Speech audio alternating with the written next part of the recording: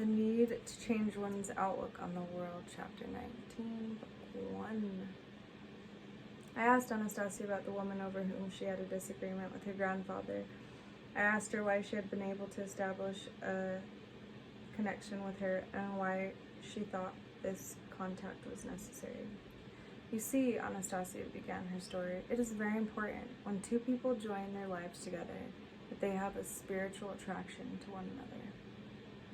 Unfortunately, as a rule, every thing starts with the carnal.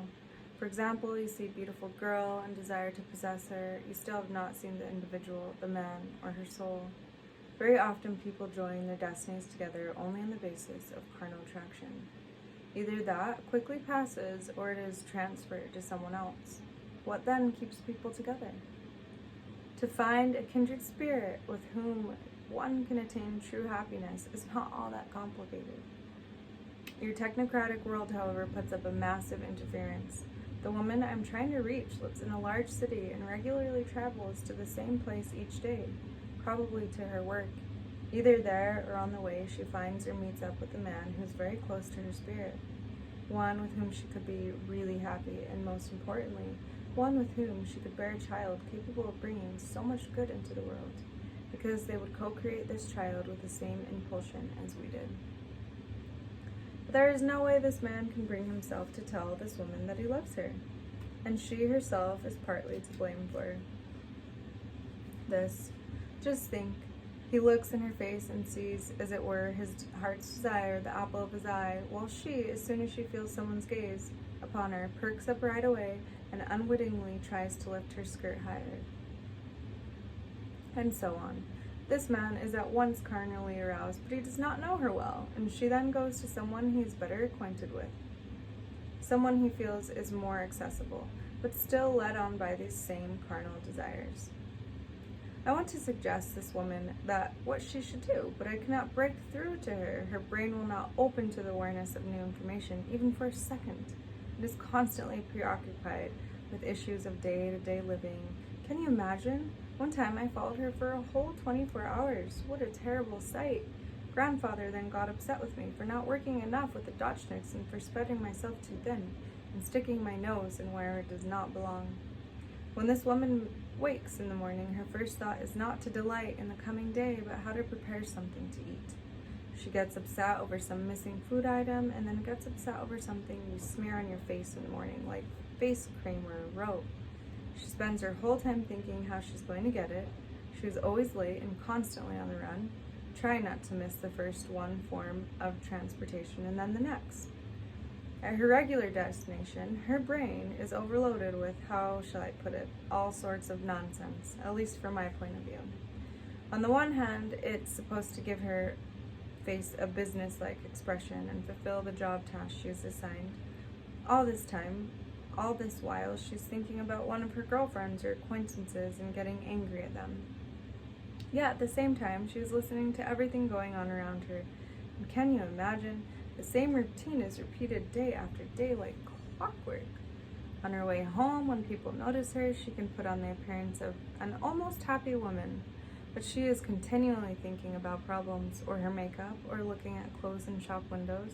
Above all, clothes that will expose her alluring charms. Suppose that this will result in some kind of miracle, except in her case, everything happens the wrong way around. She gets home and starts house cleaning. She thinks she's relaxing when she watches her television and prepares her meals, but the main thing is, she thinks about good things only for a split second. Even when she goes to bed, she is still mulling over her daily chores and stays in the same mental rut. If only she could turn away from her thoughts even just for a moment during the day and think of, wait, Anastasia, explain specifically how you see her outward appearance and clothing, and tell me what she should be thinking about at the moment when this man is with her. What should she do to make him at least attempt to tell her he loves her? Anastasia explained everything in the minutest detail. I shall only mention here what I consider to be the most important points. Her dress should come just below the knee. It should be green with a white collar and no cleavage. She should wear hardly any makeup and listen with interest to the person talking to her. And that's it? I remarked upon hearing such a simple explanation, to which Anastasia remarked, there is so much underlying these simple elements. In order for her to choose that particular dress, change her makeup, and look at the person with genuine interest, she will have to change her whole outlook on the world.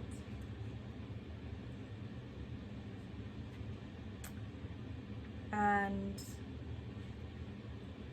some other footnotes on that. You know, Vladimir, everything bad that happens to man is brought on by man himself, whenever he disobeys the laws of spiritual being and breaks his connection with nature. The forces of darkness try to distract their attention with the temporary attraction of your technocratic way of life, to make them forget the simple truths and commandments set forth way back in the Bible. And they all too often succeed. One of the most mortal sins of man is pride. Most people are subject to it, this sin. I shall not at the moment go into all the terrible, disastrous effects it produces. After you return home and try to make sense of it, you will understand, either on your own or through the help of enlightened individuals who will stand by you. For now, I shall just say this. The forces of darkness, which are diametrically opposed to the forces of light, are every moment working to make sure man does not let go of his sin, and money is one of their basic tools in this campaign. They were the ones that thought up this concept of money. Money is like a high-tension zone. The forces of darkness are proud of this invention. They even think themselves stronger than the forces of light for having come up with money, and for being able to use money to distract people from their true purpose. This great confrontation has lasted for millennia, and man is at its center. But I do not want you to be enslaved to this sin.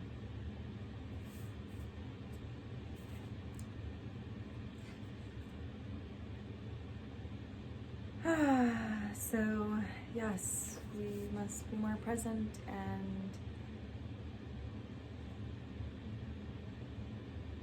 truly be present with one another and with somebody that is a kindred soul, and we connect, like she said, on a spiritual level. And that's rings very resonant with me. I will definitely be sharing more on love and soulmates and the rites. There's the wedding rites posted already. And what else? There's rites for single mother with children. There's also rites to clear if we have been in relations with other beings other than our intended. And may we all come into being in union with God, with our intended soulmates here, and our soulmate, our significant other, beloved. I now thank you to the Anastasia books, have hope in this and believe in this. And I think I know who he is now, so check out the description box below. And it's got this beautiful ringing cedar root on at the store, and at the Ringing Cedar store, and I will also have that link below. So thank you for listening, and check out more topics on this, and hopefully an e-course soon. And if you're watching this at a later time, then that e-course will be in the description box once it's made. Aloha.